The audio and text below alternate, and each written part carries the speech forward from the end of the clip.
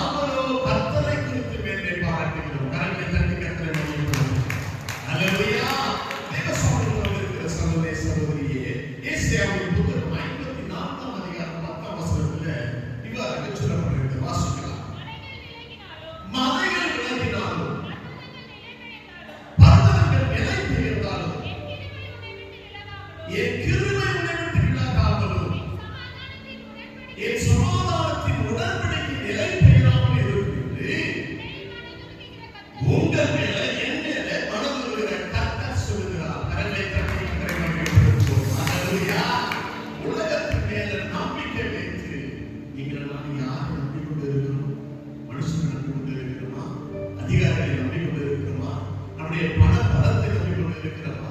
சங்கீதக்காரன் சொல்கிறான், கர்த்தரை நம்பி இருக்கிறேன். அல்லேலூயா.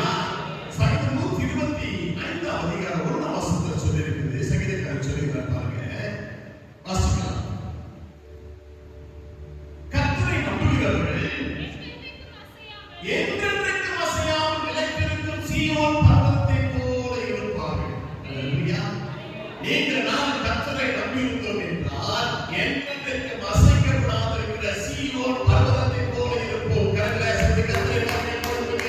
அதே 125 சங்கீதத்தில் 2 வசனம் இவ்வாறு சொல்லியிருக்கிறது, பர்வதங்கள் எருசலேமை சுற்றி இருக்குமா போல கர்த்தர் இம்முதல் என்றென்றைக்கும் சுற்றிலும் இருக்கிறார். அல்லேலூயா.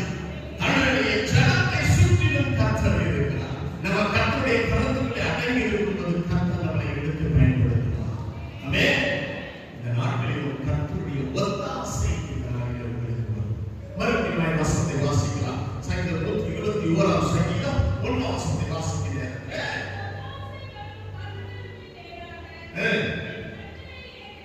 ஆமென். வானத்தையும் பூமியையும் படைத்த உண்டாக்கின கர்த்தரிடத்திலிருந்து எனக்கு ஒத்தாசை. பக்கத்துல சொல்லுங்க, ஒத்தாசை வரும். அல்லேலூயா. யாரெல்லாம் ஒத்தாசைக்காக காத்திருக்கிறீங்களோ ஆண்டவர் உங்களுக்கு நேராக வார்த்தையை அனுப்புகிறார். உனக்கு நான் ஒத்தாசை செய்வேன். அல்லேலூயா. தேவ சமூகத்தில் இருக்கிற சகோதரரே, திட நம்பிக்கையோடு கர்த்தரிடத்தில் எதிர்பார்த்துக் கொண்டிருங்கள். விசுவாசத்தோடு கர்த்தருடைய சமூகத்தில் காத்திருங்கள். கர்த்தர் அவருடைய ஒத்தாசையை உங்களுக்கு அனுப்புவார். அல்லேலூயா.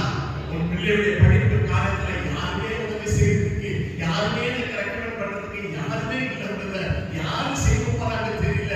நான் விளையாட்டு வந்திருக்கிறேன், ஆண்டவரை கேட்டு வந்திருக்கிறேன். ஆண்டவர் உங்களுக்கு நேராக சொல்கிறார், உனக்கு நான் ஒத்தாசை அனுப்புகிறேன். ஆமென் சொல்லுங்களே. அல்லேலூயா. இந்த சங்கீதத்தை வாசிக்கிற நேரத்தில் மேல போட்டிருக்கிறது, பைபிள் பார்த்து படிக்கும் போது முதலாவது ஒரு காரியம் சொல்லப்பட்டிருக்கிறது.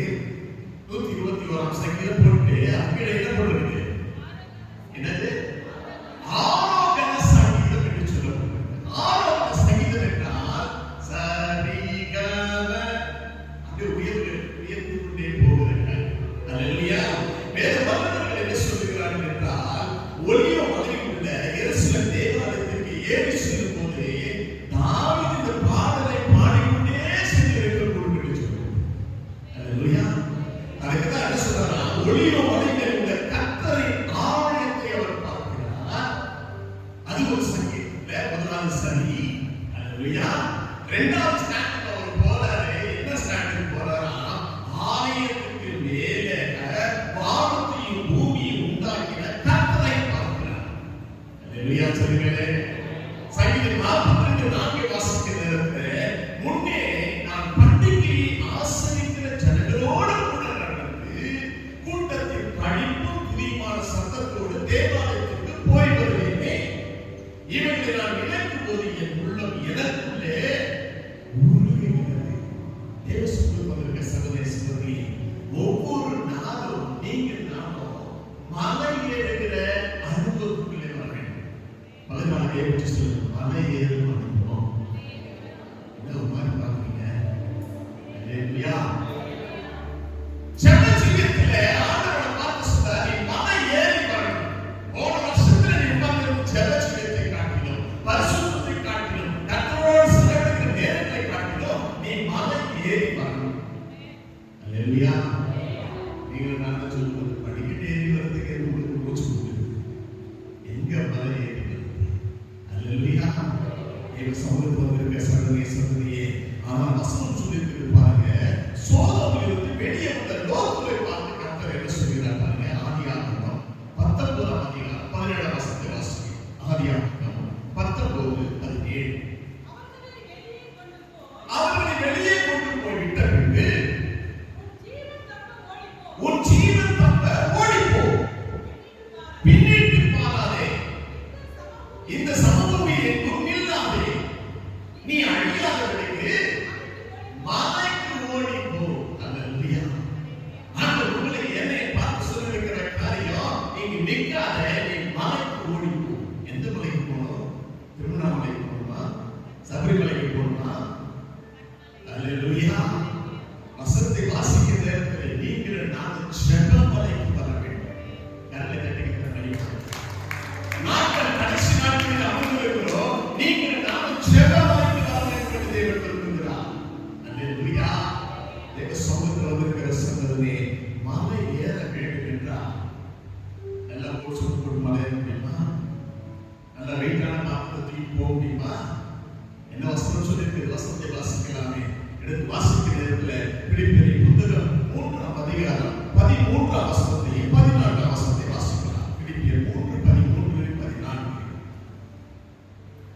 பக்கம் 273.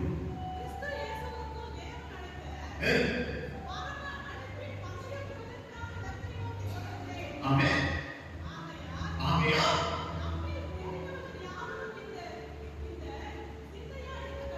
ஒன்றை செய்கிறேன், பின்னானவைகளை மறந்து முன்னானவைகளை நாடி கிறிஸ்து இயேசுவுக்கு தேவன் அடைத்த பரமழைப்பின் பந்தய பொருளுக்காய் இலக்கை நோக்கி தொடர்கிறேன். அல்லேலூயா. தேவ சமூகத்தில் பேசுகிறேன். ஆண்டவரிடம் எதிர்பார்க்கிற காரியம் எதுவான காரியங்களை அடுத்து சுமந்துவார். பாரமானதை நீ சுமக்காது. என்னென்ன பாரமான காரியம்? அல்லேலூயா.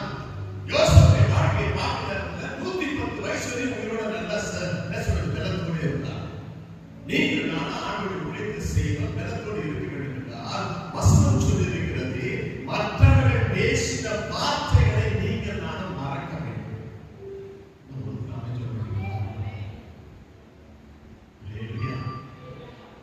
இப்படி மறந்தாதான் நாம் ஜெபமலைக்கு போய்விட முடியும். அல்லேலூயா. வசனத்தை வாசிக்கிற சொந்த சகோதரர்களாலே குழிக்குள்ள தூக்கி போடப்பட்டார்.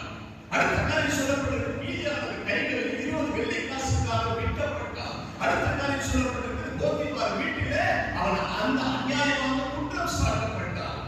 நான் எல்லாவற்றையும் மறந்து வசனம் வாசிக்கிற நேரத்தில் ஆதியாகமம் 41:51 சொல்லப்பட்டிருக்கிறது. 41:51 வாசிக்கலாம். என் வருத்தம் யாவையும் என் தகப்பனுடைய குடும்பம் அனைத்தையும் நான் மறக்கும்படி தேவன் பண்ணினார் என்று சொல்லி மூத்தவனுக்கு மனாசே என்று பெயரிட்டார். அல்லேலூயா. வேதத்தில் பார்க்கிற நேரத்தில் மனாசே என்றால் மறக்க செய்கிறவர். இன்னொரு மீனிங் சொல்லப்பட்டிருக்கிறது, மறதி. அல்லேலூயா. சில நேரங்களில் மறந்துடும் இல்லையா? சகோதரி, நீங்க மறக்க மாட்டீங்க. ஆம்பளை நாங்க மறந்துடும். 10 பொருள் சொன்னா 7 பொருள் தான் வாங்கிடும். இல்லையா? மறப்பது நல்லது. 16 சொல்லி மறந்து இருக்கவங்களே பார்த்தீங்களே இல்லையா? அது ஆண்டவருக்கு கிருபை. ரொம்ப வருத்தப்படாதீங்க. மறந்துட்டேன்னு சொல்லிட்டு ரொம்ப மறந்துட்டு கவலைப்படாதீங்க. அது ஸ்தோத்திரம். பின்னாடி மறக்கணும். நிறைய காரியங்கள் குடும்பத்தில் நடக்குது. இதெல்லாம் மறந்துட்டோம்னா முன்னாடி நாடி நீங்கள் நானும் வர முடியும். ஆமென் சொல்லுங்களேன். அல்லேலூயா. வசனம் சொல்லிருக்கிறது 124ஆம் சங்கீதம் 8ஆம் வசனத்திலே, நம்முடைய சகாய வானத்தையும் பூமியை உண்டாக்கிய கர்த்தருடைய நாமத்தில் உள்ளது. அல்லேலூயா.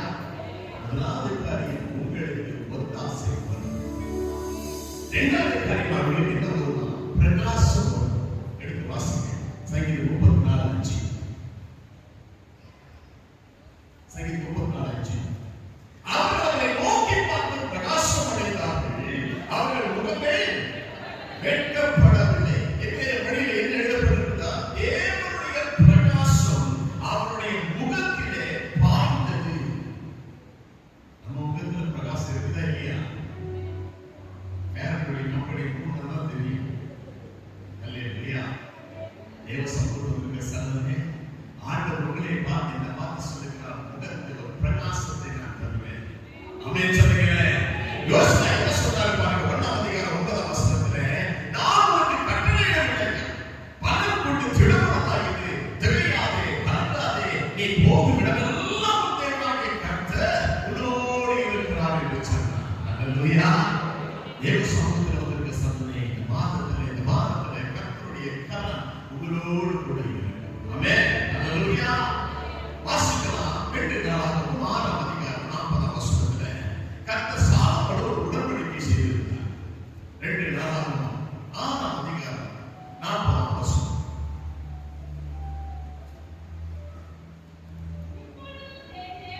இப்பொழுது என் தேவனே, இந்த ஸ்தலத்திலே செய்யப்படும் விண்ணப்பத்திற்கு உம்முடைய கண்கள் திறந்தவைகளும் உம்முடைய செவிகள் கவனிக்கிறதுமாய் இருப்பதாக. அல்லேலூயா. இஸ்ரவேலுடைய வாழ்க்கை நேரத்துல நம்ம 3 பண்டிகை முக்கியமா கொண்டாடுவாங்க. என்னென்ன பண்டிகைன்னா, ஆஸ்தா பண்டிகை கொண்டாடுவாங்க, கூடார பண்டிகை கொண்டாடுவாங்க, பெந்தெகோஸ்தே பண்டிகை கொண்டாடுவாங்க.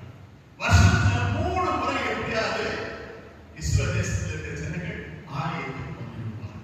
அல்லேலூயா.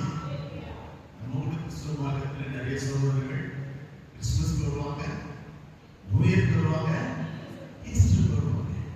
அல்லேலூயா.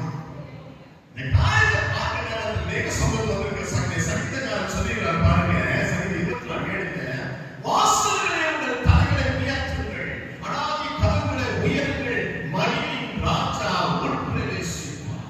அல்லேலூயா. ஆண்டவர் சொல்றாரு, மறுபடியுமா இயேசு ஜனங்களை நோக்கி, நான் உலகத்திற்கு வெளிச்சமாய் இருக்கிறேன், ஒளியாய் இருக்கிறேன், என்னை பின்பற்றுகிறவர் இருளிலே நடக்காமல் ஜீவ ஒளியை அடைந்திருப்பார். அல்லேலூயா. ஆண்டவருடைய முகத்தை பார்த்தாலே உங்க முகம் பிரகாசமா. 14 வருஷம் ஆண்டவர் முகத்தை பார்த்தாலே உங்க முகம் பிரகாசமா. அல்லேலூயா.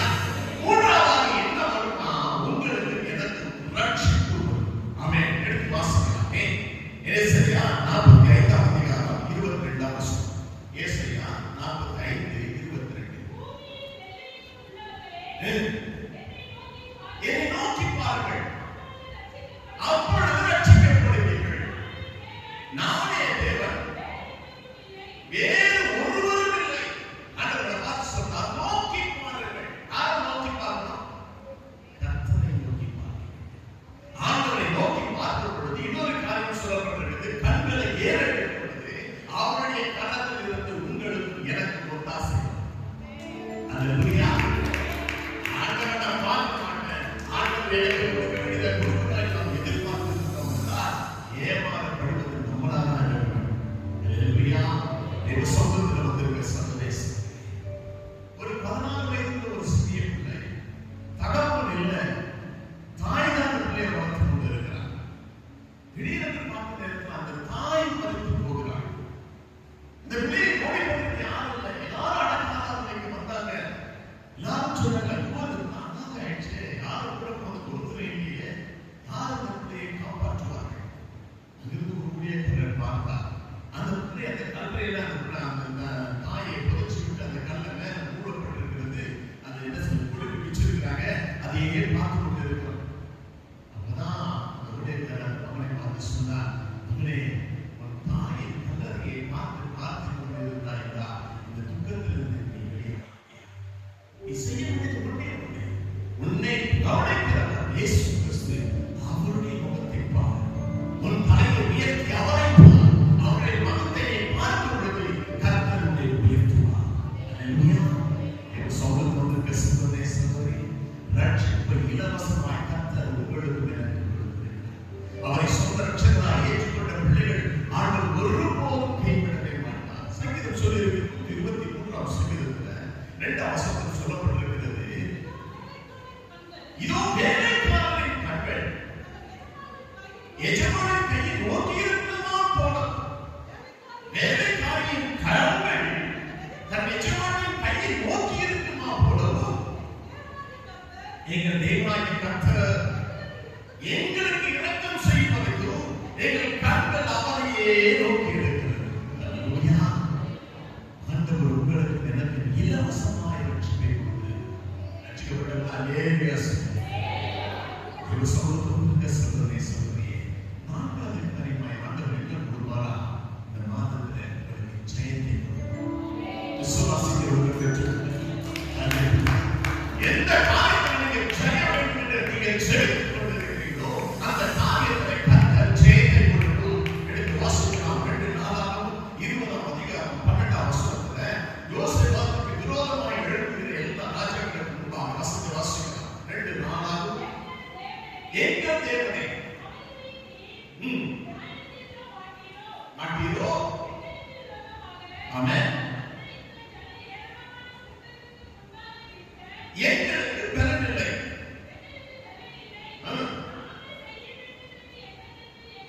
தெரியவும் இல்லை. ஆகையால் 2-3 காரியம் சொல்றாரு பாருங்க. எங்களுக்கு பலன் இல்லை. இங்க நிறைய பேர் நம்ம அமர்ந்திருக்கிறோம். நமக்கு பலன் இருக்கு அந்த காரியத்தை செய்வதற்கு. இல்ல ஸ்கூல் ஃபீஸ் கட்டுறதுக்கு பலன் இருக்குதா? இல்ல திருமண காரியம் நடத்துறதுக்கு பலன் இருக்குதா? ஆண்டவர் பார்த்து சொல்றான், ஆண்டவரே எனக்கு பலன் இல்லை. உங்களுடைய கிருபை எனக்கு வேணும். அல்லேலூயா. இரண்டாவது காரியம் சொல்லப்பட்டிருக்கு. இந்த எங்களுக்கு தெரியவில்லை. இந்த பிள்ளையோட அலைன்ஸ்காக பார்த்திருக்கிறோம். இந்த பையன் நல்லவனா கெட்டவனா, இந்த பொண்ணு நல்ல பொண்ணா கெட்டவனா, அந்த குடும்பம் எப்படின்னு எங்களுக்கு தெரியல. பிள்ளைய படிக்க வைக்கணும், என்ன கோர்ஸ் படிக்கணும்னு தெரியல. தெரியாம இருக்கிறாங்க. வசனம் சொல்லியிருக்கிறது, எங்கள் கண்களுக்கு உம்மை நோக்கி கொண்டிருக்கிறது என்று சொன்னார். அது 20ஆம் அதிகாரம் 1ஆம் வசனத்தை வாசிங்க. ராஜாவாகிய யோசபாத் பிரதமர் யாராக வரான்னு பாருங்களேன். இதற்கு பின்பு மோவாப் புத்திரரும் அம்மோன் புத்திரரும் அம்மோனியர்களும்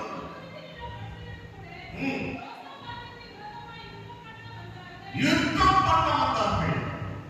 உங்களுக்கு விரோதமாக உங்கள் குடும்பத்தில் அவர்கள் யுத்தம் பண்ணுவார்கள். பண்றாங்களா? இல்லையா? உங்க பிள்ளைக்கு விரோதமாக யுத்தம் பண்றாங்களா? உங்க வேலைக்கு விரோதமாக யுத்தம் பண்ணி கொண்டு இருக்கிறாங்களா? அல்லது ஒரு படிப்புக்கு விரோதமாக கிரியை செய்து கொண்டு இருக்கிறார்கள்? எங்க சமூகத்தில் பேசுறதே ஒரே ஒரு காரியம் பண்ணப்பட்டிருக்கிறது. அப்பொழுது 3ஆம் வசனத்தை வாசிக்கிறேன். அப்போது யோசபாத் பயந்து கர்த்தரை தேடுகிறதற்கு ஒருமுகப்பட்டு யூதாவிற்கு உபவாசத்தை பூரித்தான். அது 22 என்ன நடக்குது பாருங்க. உபவாசம் பண்றாங்க, அப்ப என்ன நடக்குது பாருங்க.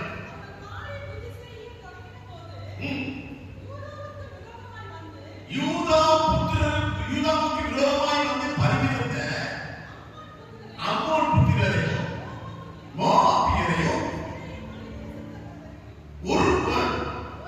ஒருவருக்கு விரோதமாய் ஒருவர். அல்லேலூயா. உங்களுக்கு விரோதமா ஒரு கும்பல் சேர்ந்திருக்கலாம். அகித்தோப்பின் ஆவி இருக்கலாம். கூட்டம் கூடி பேசலாம். யார் குறிச்சு சொல்லுங்க? என்ன குறிச்சு? என்ன குறிச்சு? உங்களை குறிச்சு. அல்லேலூயா. இங்கதான் ஃபங்க்ஷன்ல போனா தெரியாதா? அந்த குடும்பத்துக்கு தெரியாதா? விஷயம் தெரியாதா? சுசுசு பேசுறாங்களா? கவலையே படாது. அவங்களுக்கு ஒரு ஆனந்தம் கொடுக்கிறாங்க. அவ்வளவுதான். அவ்வளவுதான். கொஞ்சம் பேசுறாங்க, நிறைய பேசுறாங்க, சபையில பேசுறாங்க, வேறு ஸ்தலத்துல பேசுறாங்க, குடும்பத்துல பேசுறாங்க. ஆனா எல்லாரும் மத்தியில வசனம் சொல்லியிருக்கிறது, அவர்களுக்குள்ளே ஒருவருக்கு விரோதமாய் ஒருவர், ஒருவருக்கு விரோதமாய் ஒருவரை கட்ட எழும்ப பண்ணினதா. கரந்தட்டி கரந்தட்டியவர் யாரெல்லாம் குடும்பமா பேசுறாங்களோ அவங்களுக்குள்ளே முடி கொள்வார்கள், சண்டை கொள்வார்கள். சந்தோஷமா இருக்குது. நான் இந்த வசனம் ராஜாவுக்கு அந்த அதிகாரம் இருந்தால் அவரை தேடுகிற பிள்ளைகளுக்கு இல்லை. அவருடைய பிள்ளைகளாக இருக்கிற உங்களை பார்த்து ஆண்டவர் கைவிடுவாரா? விரோதமாக பேசுகிற நாங்கள் எல்லாத்தையும் கர்த்தர் வழங்கி கொடுப்பார். அல்லேலூயா. தேவ சமூகத்தில் வந்திருக்க சகோதரனே, நீங்க பட்டணத்துல மக்கள் உபவாசத்துக்கு ஜெபம் பண்ணாங்க. எல்லாருக்கும் தெரியும், யோனா தேவனாகிய ஆண்டவர் நீதிக்கு போறார், தர்ஷனுக்கு போறார். மீனி வயிற்றில யோனா இருக்குன்னா அப்போ வசனத்தை சொல்றாரு பாருங்க. யோனாவின் புத்தகம் 3ஆம் அதிகாரம் 7ஆம் வசனத்தை வாசிங்க.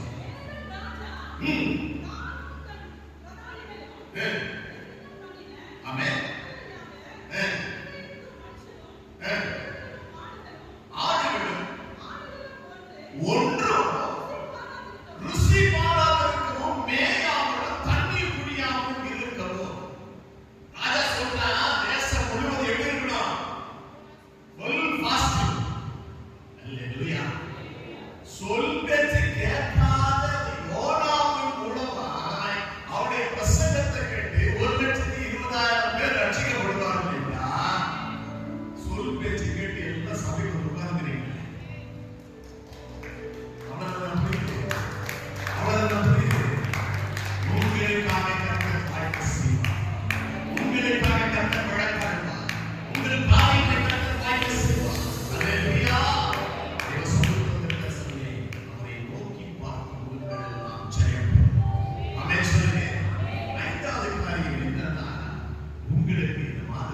உயர்வு வரும்.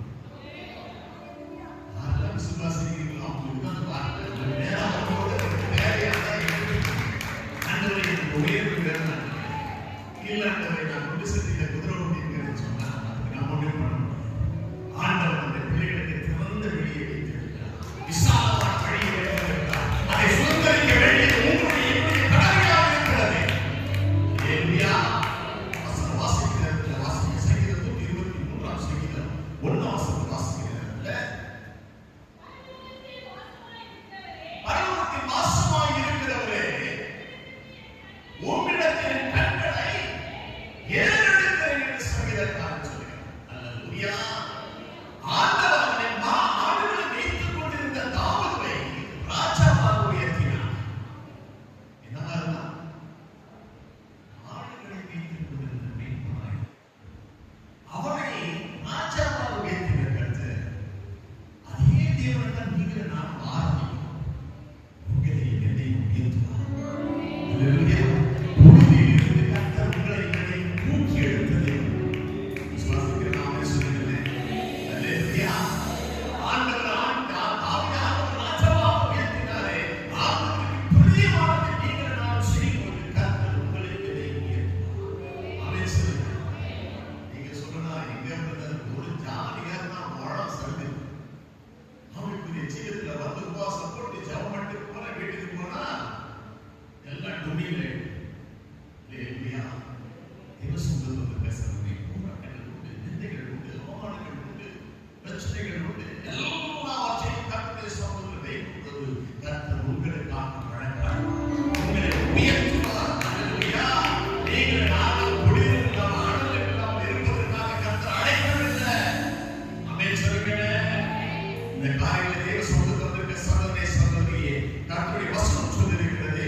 அவங்க எழுதுகிறார் பாருங்க. கொலோசியர் புத்தகத்தில் 3ஆம் அதிகாரம் 1ஆம் வசனத்தை 2ஆம் வசனத்தை வாசிக்கிறதுல கொலோசியர் 3:1-2 வசனத்தை வாசிக்க பக்கம் 277. நீங்கள் கிறிஸ்துவோடு கூட எழுதியிருக்கிறானால் வீற்றிருக்கும் இடத்தில் உள்ள மேலானவைகளை நாடுங்கள். அல்லேலூயா.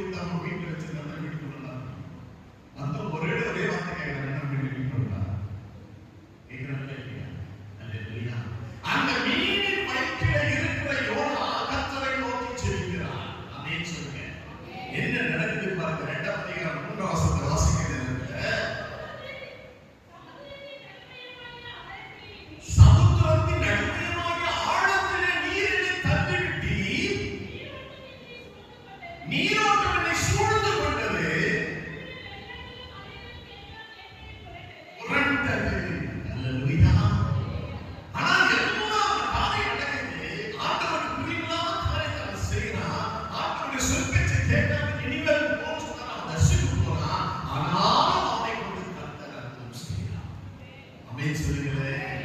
அல்லேலூயா. சொல் பேச்சு கேட்காத யோனாவுடைய வாழ்க்கையே கர்த்தர் குறித்திருக்கிறார் என்றால் அவருடைய வார்த்தைகளுக்கு கீழ்ப்படிந்து நடக்கிற உங்களையே என்னையும் கர்த்தர் கைவிட மாட்டார்.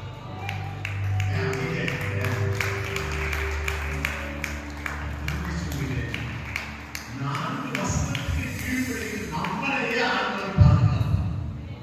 ஆமென் சொல்லுங்க. எல்லாம் நினைச்சுக்கிறாங்க எல்லா வார்த்தைகளுக்கும் கீழ்ப்படியல, அதாவது நான் ஒன்றும் சொல்ல மாட்டேன். இல்லை, 4 வசனங்களுக்கு நீ கீழ்ப்படியும் பொழுது அதுக்கு நான் மட்டும் தேர்ந்தெடுத்து கீழ்ப்படியா ஆண்டவர் கனப்படுகிற தேவனை. அல்லேலூயா. சம்பவத்தில் வந்திருக்கிற சகோதரே, நீ எங்கிருக்கிற நேரத்தில் யாரை நோக்கி பார்த்துக் கொண்டிருக்கிறீங்க? நீ வயிற்றில் இருக்கும் பொழுது கர்த்தரை நோக்கி பார்த்து அமைச்சர் சிங்கத்தின் நடுவில் இருந்தாலும் சரி கர்த்தரை நோக்கி நீங்கள் நான் பார்க்க வேண்டும். ஆமென். சூளை நடுவில் நீங்கள் போடப்பட்டாலும் நெருக்கத்தில் இருந்தாலும் சரி நீங்கள் கர்த்தரை நோக்கி பார்க்கும் பொழுது கர்த்தர் இறங்குகிற தேவனாக இருக்கிறார். ஆமென். நீங்க நான் நினைக்கலாம் யாருக்கு இருக்கும் கர்த்தர் இறங்குகிறது. வசனம் சொல்லுகிறது சங்கீதம் 50:15 வாசிக்கிறேன். சங்கீதம் 50:15.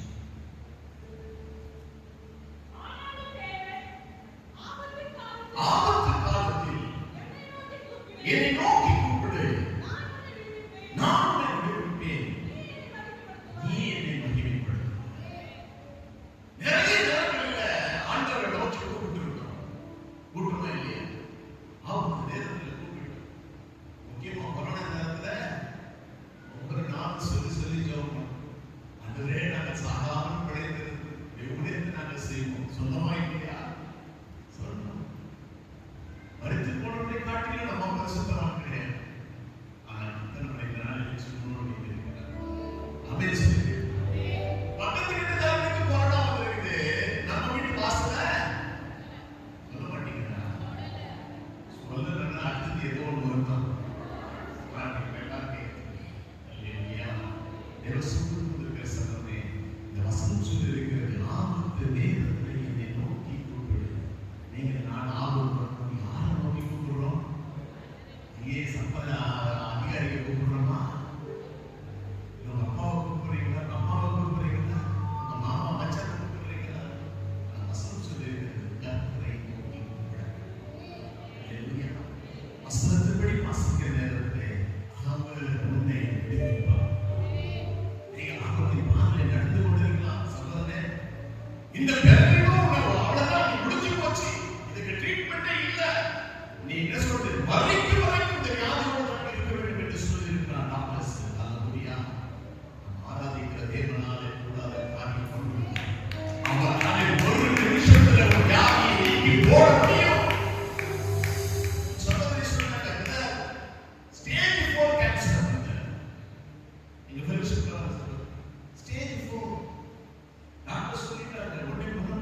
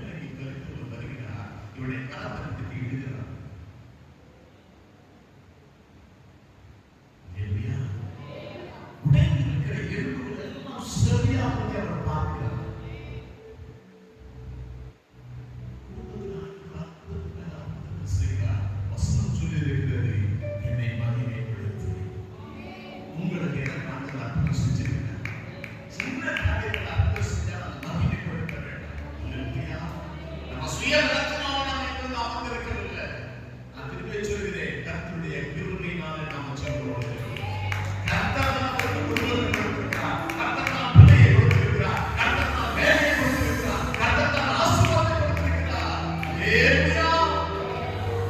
ஆண்டவருடைய ஆசீர்வாதங்களை பெற்றுக்கொண்ட, சுகத்தை பெற்றுக்கொண்ட நாம் சும்மா இருப்பதற்காக, வெச்சு உடைக்கிறதுக்காக கர்த்தர் நம்மை அழைக்கவில்லை. ஹல்லேலூயா.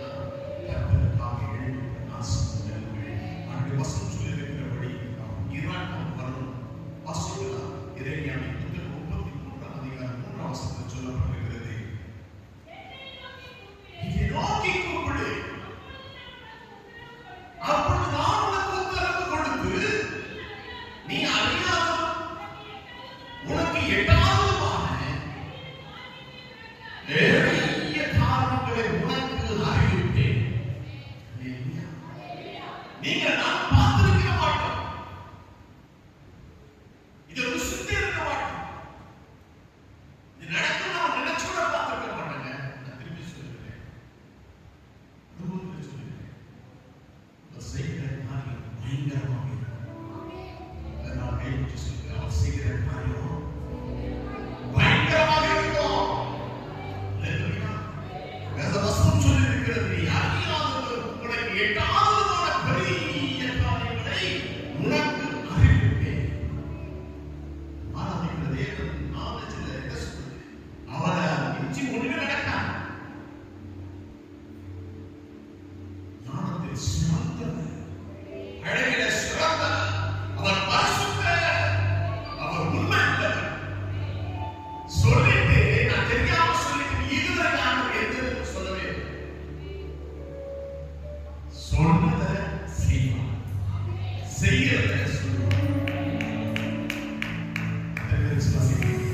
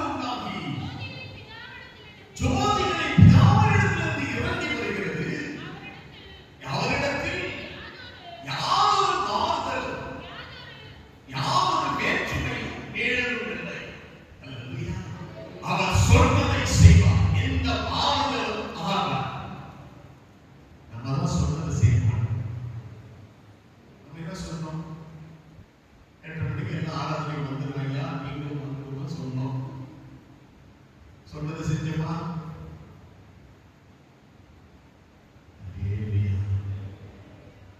மனுஷன் சொன்னதை செய்ய மாட்டான், கர்த்தர் சொன்னதை செய்வார். என்ற மணிக்கு வருகை நம்ம சொல்லிட்டோம்னா அவர் என்ன பண்ணுவாரு, 8:25 வந்துருவாரு.